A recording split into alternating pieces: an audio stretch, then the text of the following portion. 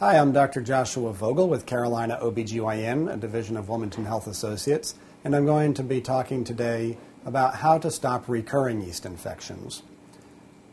Yeast infections are obviously an extremely common complaint and happen to a lot of women, but for some women it happens with great frequency, recurring as much as every month and sometimes even more, and this can be an extremely frustrating problem.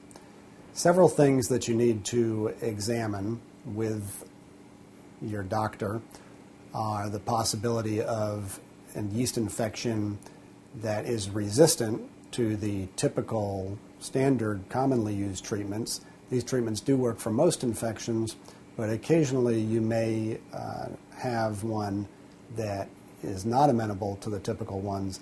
A often effective treatment for that is something called boric acid capsules. These are not easy to obtain and often need to be compounded by a local pharmacy. Other issues that need to be examined could be your pelvic hygiene.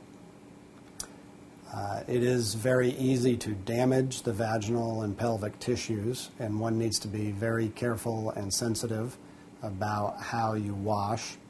It is important to not use anything other than your hands to scrub the area, and definitely a consideration of unscented, sensitive skin soaps is in order.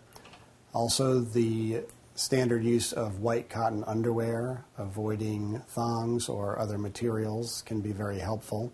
Also important to examine your laundry detergent. Laundry detergents that are as well unscented for sensitive skin are preferable. It's also important to make sure that you're taking good care of the skin, keeping it healthy and well lubricated.